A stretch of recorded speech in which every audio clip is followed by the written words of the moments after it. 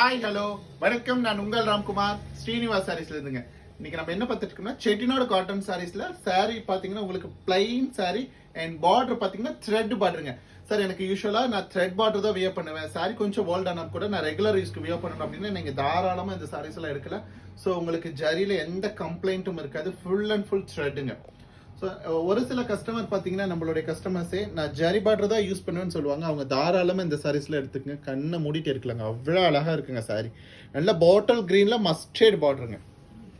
And entire sari part பார்த்தீங்கன்னா உங்களுக்கு thread புட்டா இது எல்லாமே பார்த்தீங்கன்னா ஹேண்ட் ஒர்க்கில் கொடுத்துருக்காங்க. அண்ட் சாரி நம்பர் 2 பாருங்க.